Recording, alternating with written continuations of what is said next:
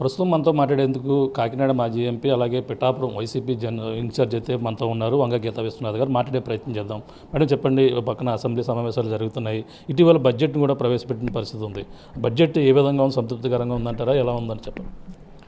Budget సంతృప్తికరంగా ఉందా లేదా అనేది అందరూ కూడా పెదవి విరిచిన పరిస్థితులు ఉన్నాయి.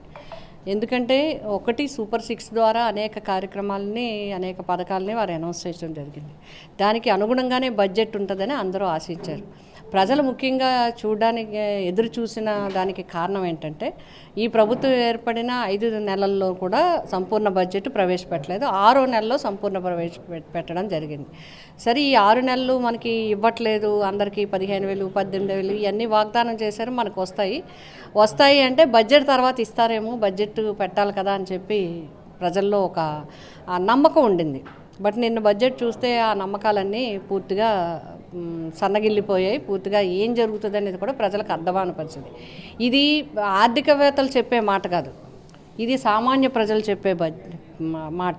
వాళ్ళు కూడా ఎప్పుడూ బడ్జెట్ చూడని వాళ్ళు కూడా బడ్జెట్ ప్రసంగాన్ని చూశారు. ఎందుకంటే అమ్మఒడికి ఇంత, దీనికి ఇంత అని చెప్తారేమో అని చెప్పి చాలామంది ఎదురు చూశారు. ఒకటి.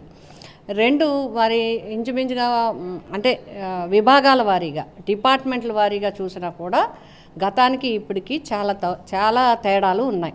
ఒకటి. రెండోది, ఇక్కడ ముఖ్యమైనది ఏంటంటే ఎన్నికల్లో తీవ్రమైన ప్రచారం చేశారు.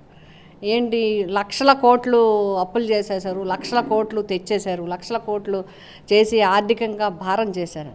బట్ మీరు చూపించింది ఏంటి? ఈ గవర్నమెంట్ వెళ్ళేటప్పుడు కొన్నదేంటి, జగన్ గారు చేసిందేంటి, నిన్న మీరు చూపించిందేంటి? ఎన్ని లక్షల కోట్లు అంటే దీన్ని ఎన్నికల్లో అబద్ధపు ప్రచారాలు జరిగాయి అనేది అసెంబ్లీ సాక్షిగా చెప్పడం జరిగింది. కాబట్టి ఇది ప్రజలందరికీ అర్థమవుతుంది. మాటల ప్రభుత్వం కానీ చేతల ప్రభుత్వం కాదనేది మనకి అర్థమవుతుంది. కాబట్టి ఈ బడ్జెట్లో లేనప్పుడు ఈ బడ్జెట్ అయిపోయి మళ్ళీ సంవత్సరం దాకా ఎవరు ఏమి చేయలేని పరిస్థితి. అంతేకాదు, ఇప్పుడు మీరు చూసినట్లయితే సోషల్ మీడియా ద్వారా మనం చూస్తున్నాం. గత 10 రోజుల నుంచి జరుగుతున్నది. కొన్ని జిల్లాల్లో అయితే తీవ్రంగా కొంతమంది ప్రధానంగా చూసుకుంటే ఇప్పుడు ఏదైతే అసెంబ్లీ సమావేశాలు ప్రతిపక్షం లేకుండా జరుగుతున్నటువంటి పరిస్థితి ఉంది. పక్కన జగన్మోహన్ రెడ్డి కూడా హాజరవుతలేదని రకరకాల ప్రచారాలు కూడా చేస్తున్నారు. దీన్ని ఎలా చూడాలంటారు? అంటే ఇప్పుడు ఒకటి, ప్రతిపక్షం అంటే 40% ఓట్లు వచ్చి 40% ఓట్లు వచ్చిన ప్రతిపక్ష సభ్యులకి ఇచ్చే సమయం కేటాయింపులో కానీ, లేకపోతే వాళ్ళకి వాయిస్ని రేస్ చేస్తే దాన్ని అసెంబ్లీలో మరి మా వాయిస్ ప్రజల తరపున రేస్ చేయడానికి కావాల పరిస్థితులు కానీ లేవు గనకే జగన్మోహన్ రెడ్డి గారు వెళ్ళటం లేదు. ఆ నమ్మకాన్ని మీరు కలిగించాల్సిన పరిస్థితి ఉంది. దానికి అనుగుణంగా స్పీకర్ గారు స్పందించాల్సిన అవసరం ఉంది. ఈ విధంగానే చేసినట్లయితే తప్పకుండా అసెంబ్లీకి అటెండ్ అయ్యి ప్రజల యొక్క వాయిస్ని వినిపించడానికి అవకాశం ఉంటుంది. ఆ విధమైన వాతావరణం అసెంబ్లీలో కల్పించాలని చెప్పి మేమందరం కోరుతున్నాం. మీరు అదే కాదు, ఈరోజు సోషల్ మీడియా పేరుని జరుగుతున్నది ఏంటి? ప్రజల వాయిస్ని నొక్కేయడానికే కదా ఈరోజు జరుగుతున్నది. ఏంటి, నిజంగా కనుక తప్పుడు పోస్టులు పెడితే అందరినీ అరెస్ట్ చేయాలి. ఎవరైతే తప్పుడు పోస్టులు, party irrespective of party, irrespective of caste, irrespective of creed, irrespective of age, ఎవరైనా సరే, ఆడైనా మొగైనా సరే, దీంట్లో ఎవరైనా సరే తప్పుడు ప్రచారం చెప్పి వ్యక్తిగతంగా ఎవరినైనా ఇబ్బంది పెడితే వాళ్ళని ఎవరినైనా సరే యాక్షన్ తీసుకునే అవకాశం ఉంటుంది. కానీ అలా చేయట్లేదు. వైఎస్ఆర్సీపీ వాళ్ళని మాత్రమే చేస్తున్నారు. ఈ 2-3 రోజుల నుంచి మేము చూస్తూ ఉన్నాం, సోషల్ మీడియా వాళ్ళ ద్వారా వింటూ ఉన్నాం. ఏం పోస్టింగ్ పని, అసభ్య పని లేదు, ఎవరు క్రియేట్ చేయలేదు, ఏమీ చేయలేదు. కేవలం మాకు ఈ పథకం రాలేదని అన్నారని చెప్పి అది ఫార్వర్డ్ చేస్తే కూడా వచ్చి ఎఫ్ఐఆర్ కట్టారంటే, ఈరోజు అలాంటి పోస్ట్ లింకులు కూడా ఎఫ్ఐఆర్ కట్టారంటే, బడ్జెట్లో ఇది పెట్టలేదు అని అంటే కేసు పెట్టేస్తారా? అంటే ప్రజల వాయిస్ని గొంతుకి నొక్కేసి పరిస్థితులు ఉంటాయా? కాబట్టి ప్రజా వాయిస్సు, ప్రతిపక్ష వాయిస్సు రావాలి అంటే వినాలని అనుకోవాలి ప్రభుత్వ భాష. అందుకు తగిన వాతావరణాన్ని క్రియేట్ చేస్తే తప్పకుండా వాయిస్ ఏంటనేది వినపడుతుంది, వినిపిస్తారు. జగన్ గారు ఎప్పుడు జనంతోనే ఉంటారు. జనం కూడా జగన్ గారు అంటే నమ్మకం ఉంది. భావస్వేచ్ఛ ప్రకటనతో ఇటువంటి కామెంట్ చేసి సోషల్ మీడియా వేదికగా గతంలో ప్రచారాలు చేశారు కాబట్టి ఇప్పుడు దానికి శిక్ష అనిపిస్తుంది. ఇటీవల డిప్యూటీ సీఎం పవన్ కళ్యాణ్ కూడా పిఠాపురంలో అన్న పరిస్థితి, దాన్ని ఎలా చూడాలంటారు? ఇప్పుడు భావ ప్రకటన స్వేచ్ఛ అందరికీ ఉండాలి. హక్కులు ఉండాలి, బాధ్యతలు ఉండాలి, ఉండాల్సిన అవసరం ఉంది.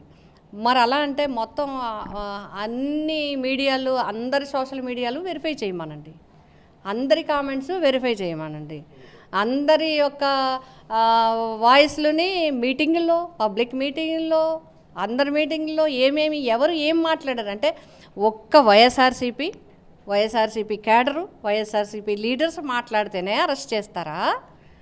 ఎవరు తప్పు మాట్లాడినా అరెస్ట్ చేస్తారా?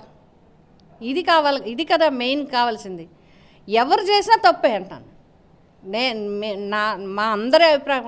ఎవరు తప్పు మాట్లాడినా, తప్పు పోస్టింగ్ ప్రచారం చేసినా తప్పే. కానీ ప్రభుత్వం ఉంది కదా అని ఒక్క వైఎస్ఆర్సీపీ వాళ్ళ మీద మాత్రమే కేసులు కట్టి వాళ్ళు భయభ్రాంతులు చేయాలంటే ఎవరు భయపడరు. గత వైసీపీ హయాంలో ఉన్నటువంటి సంస్కృతి, పోలీసులు కావచ్చు, వాళ్ళందరూ కూడా ఇప్పటికీ ఆ విధంగానే వ్యవహరిస్తున్నారు. మహిళలపై దాడులు కావచ్చు, ఇవన్నీ కూడా గత ప్రభుత్వం చేసిన తప్పిదాలని పవన్ కళ్యాణ్ గారు చెప్తున్న పరిస్థితి. దాన్ని కూడా ఎలా చూడాలి? ఇప్పుడు ఎలా చూడాలి, ఎలా చేయాలి అంటే అంటే జగన్ గారు కూడా ఒక మాట చెప్పారు. ఇంకెన్నాళ్ళు మా గురించి చెప్పారు? 6 నెలల్లోకి వచ్చారు. ఇంకొక సంవత్సరం చెప్తారా? సంవత్సరాలు చెప్తారా? ఇంకా ఆ ప్రభుత్వమే చేసింది, ఆ ప్రభుత్వం అధికారులు. ఎప్పుడూ ఒకటి చూడాలి మనం. అధికారం మార్పిడి జరుగుతుంది తప్ప వ్యవస్థ మార్పిడి జరగదు. అదే ఉద్యోగులు ఉంటారు, అదే సిస్టమ్ ఉంటుంది, అదే ఉంటాయి. ఏమైనా కొన్ని మార్పులు చేర్పులు అమెండ్మెంట్స్ జరుగుతాయి. మీరు గవర్నమెంట్లోకి వచ్చారంటే ఆ గవర్నమెంట్ నడిపించాలి వ్యవస్థని. మాకు ఆ గవర్నమెంట్లో అలా చేశారు, ఈ గవర్నమెంట్లో మేము నడపలేకపోతున్నామంటే ఇంక దాన్ని ఏమనాలి ఎవరైనా? అంటే ఇప్పుడు అధికారంలోకి వచ్చిన తర్వాత కూడా మీరు పూర్వపు గవర్నమెంట్ మీదే నింద వేయాలన్నా అది కరెక్ట్ కాదు. మీరు అధికారంలోకి వచ్చారు, మీకు పవర్ ఉంది, మీరు జాగ్రత్తగా, చక్కగా, ప్రజారంజకంగా, ప్రజలకు అనుకూలంగా పరిపాలించండి. ప్రజలకి ఏం మాట ఇచ్చారో ఆ మాటల్ని, వాగ్దానాలని నెరవేర్చండి. వాళ్ళకి ఇచ్చిన మాటని నెరవేర్చండి. మా వాయిస్ అంతా కూడా ప్రజల పక్షానే ఉంటాము. మీరు సూపర్ 6 ఏదైతే ఉందో అవన్నీ అమలుపరచండి. అవి అమలుపరచకపోతే ప్రజల గొంతే మా గొంతు. ప్రజలు చెప్పలేరు అన్నింటికీ. ఎందుకు చెప్పగలుగుతారు? ప్రజలు ఏం రాగలుగుతారు? వాళ్ళు కూలి పని చేసుకున్న వాళ్ళు కూలి పని చేసుకుంటారు, ఇంకో పని చేసుకున్న వాళ్ళు ఇంకో పని చేసుకుంటారు, వాళ్ళు చేస్తారు. ప్రజల పక్షాన నిలబడేది ఎప్పుడు ప్రతిపక్షం ఉంటారు. కాబట్టి మా ప్రతిపక్ష వాయిస్ ప్రజల పక్షాన కేసులు పెట్టినా, ఏం చేసినా వాళ్ళ పక్షాన మేము నిలబడతాం, మేము మాట్లాడతాం, మేము అడుగుతాం. మీరు చేసే వరకు మిమ్మల్ని అడుగుతూనే ఉంటాం. ఫైనల్గా చూస్తే పిఠాపురం నియోజకవర్గం కూడా ఏర్పాటు చేసినటువంటి పరిస్థితి, మీరు దాన్ని ఏ విధంగా స్వాగతిస్తున్నారు?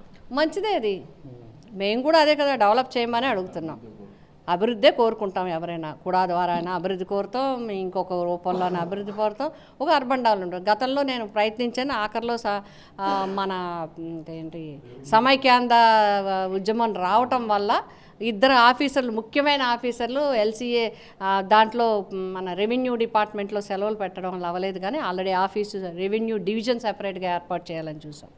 మా ఆఫీసు కూడా చూసాం. పిఠాపురం రెవెన్యూ తుని పిఠాపురం కలిసి ఒక రెవెన్యూ డివిజన్ చేయాలని చూసాం. పోలీస్ స్టేషన్లు అన్నీ కట్టించాం, ఎంఆర్ఓ ఆఫీసులు కట్టించాం, ఎండీ ఆఫీస్ పూర్తి చేసి సీఎం గారితో ఓపెన్ చేయించాం. అదేవిధంగా 2 ఆర్యూబీలు వేయించాం. ఒక ఆర్యూబీకి 100 కోట్లు శాంక్షన్ అయి ఉంది. 60 కోట్లు కేంద్ర ప్రభుత్వం నుంచి శాంక్షన్ అయి ఉంది బ్రిడ్జికి ఏర్పాటు చేయడానికి. 40 కోట్లు ల్యాండ్ ఎక్విజేషన్కి జగన్మోహన్ రెడ్డి గారు శాంక్షన్ అయి ఉన్నారు. ఇయ్య కదా డెవలప్మెంట్.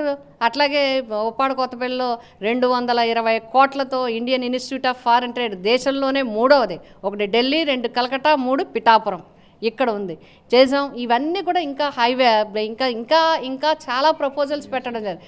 ఈఎస్ఐ మన పిఠాపురంకి సంబంధించి సెపరేట్ జిల్లా కోర్టు తీసుకొచ్చాం. అంటే ఒక ఏరియా డెవలప్ అవ్వాలంటే ఏమేమి ఉండాలో అన్నీ కూడా మాకు ఆలోచన ఉంది. ఈ ప్రభుత్వం కూడా ఇక్కడ కూడా పిఠాపురం నియోజకవర్గం అభివృద్ధి కావాలి. అది నా ద్వారానా, ఎవరి ద్వారానైనా పిఠాపురం ప్రజలకి అన్ని రకాల అన్నీ ఇక్కడ ఉండాలి. హాస్పిటల్స్ ఉండాలి, విద్యాలయాలు ఉండాలి. ఓఎన్జీసీ సహకారంతో, గవర్నమెంట్ సహకారంతో డిగ్రీ కాలేజీ బిల్డింగ్ కట్టించాం, పాలిటెక్నిక్ తీసుకొచ్చాను, నేను ఐటీఐ తీసుకొచ్చాను, టూరిజం కాలేజ్ తీసుకొచ్చాం. ఇవన్నీ కూడా తీసుకొచ్చి మనం టూరిజం కాలేజీ ఓపెన్ చేయాలి. నిన్నే డిప్యూటీ సీఎం గారు పిఠాపురం డిగ్రీ కాలేజ్ ఓపెన్ చేశారు. ఇంకా ఓఎన్జీసీ నుంచి ₹1 కోటి ఉంది, అది కూడా పూర్తి వచ్చి అప్స్టైర్స్ వేయించాలి. ఎన్ని technical college, ITI, polytechnic, tourism, Indian institute foreign trade, ఎన్ని కాలేజెస్ తీసుకొచ్చాం. దేశంలోనే ప్రతిష్టాత్మకమైన కాలేజీలు, రాష్ట్రంలో ప్రతిష్టాత్మకమైన కాలేజీలు, మన జిల్లాలో ప్రతిష్టాత్మకమైన కాలేజీలు అన్నీ కూడా మీకు చెప్పాలంటే పాలిటెక్నిక్ మొత్తం జిల్లా మీద రాజమండ్రి, కాకినాడ ఉంది, తర్వాత పిఠాపురం ఉంది. ఇలాంటివన్నీ కూడా అప్పుడు నేను తీసుకురాగలిగిన నాకు ఎడ్యుకేషన్ ఇంట్రెస్ట్, హెల్త్ ఇంట్రెస్ట్, ఇవన్నీ కూడా చేయించగలిగాం. ఆయుష్ హాస్పిటల్, ఈఎస్ఐ హాస్పిటల్, ఇవన్నీ హోటల్ మేనేజ్మెంట్, ఇవన్నీ కూడా మనం చేయించగలిగాం. కాబట్టి మళ్ళీ ఆ రకంగా పిఠాపురం డెవలప్ అయితే urban development, Pithapuram urban development board ద్వారా పిఠాపురం డెవలప్ అయితే నాకన్నా సంతోషించే వాళ్ళు వేరే వాళ్ళు ఉండరు. Okay madam, thank you. చూస్తున్నాం ఇది పరిస్థితి. ఏదైతే ప్రస్తుతం అసెంబ్లీ సమావేశాలు జరుగుతున్న నేపథ్యంలోనే ప్రవేశపెట్టినటువంటి బడ్జెట్పై ఆశించినటువంటి పరిస్థితి ప్రధానంగా లేదు. ప్రజల నుంచి అయితే తీవ్ర వ్యతిరేకత వస్తుంది. అంతేకాకుండా ఇటువంటి అన్నీ కూడా ప్రభుత్వం చేసినటువంటి హామీలు నెరవేర్చకుండా డైవర్టింగ్ పాలిటిక్స్ చేస్తున్నారు. అందులో భాగంగానే సోషల్ మీడియా ఎవరైతే ఉన్నారో వాళ్ళనైతే కక్షపూరితంగా ఇటువంటి అరెస్టులన్నీ కూడా జరుగుతున్నటువంటి పరిస్థితి ప్రధానంగా ఉందన్నారు. ఏదైతే పిఠాపురం అర్బన్ డెవలప్మెంట్ ఏదైతే ఏర్పడిందో అది అభివృద్ధి దిశగా గతంలో ఒక అభివృద్ధి స్ట్రక్చర్ అనేది పూర్తి స్థాయిగా గతంలో నా హయాంలోనే అవినటువంటి పరిస్థితి ఉంది. అది మరింత అభివృద్ధి దిశగా ముందుకు తీసుకెళ్తే అంత సంతోషించబడే వ్యక్తులు మేము ఉన్నామంటూ, అలాగే ఏదైతే జరుగుతున్న అసెంబ్లీ సమావేశాలకి జగన్మోహన్ రెడ్డి హాజరు కాకపోవడంపై కూడా స్పందించారు. అలాగే ప్రశ్నించే గొంతును నొక్కేందుకే ఈ యొక్క కూటమి ప్రభుత్వం వ్యవహరిస్తుందని, అలాగే ఈ విధమైనటువంటి కామెంట్స్ చేస్తున్నటువంటి పరిస్థితి పిఠాపురం వైసీపీ ఇన్ఛార్జ్ వంగగీత విశ్వనాథ్ చెప్తున్న పరిస్థితి ప్రధానంగా ఉందని చెప్పారు. ఇది ఇక్కడ ఉన్న తాజా పరిస్థితి. మరిన్ని వీడియోస్ కోసం ఛానల్ ని సబ్స్క్రైబ్ చేయండి. లేటెస్ట్ అప్డేట్స్ కోసం వాట్సాప్ ఛానల్ ని ఫాలో అవ్వండి. అండ్ లింక్ డిస్క్రిప్షన్ లో ఉంది.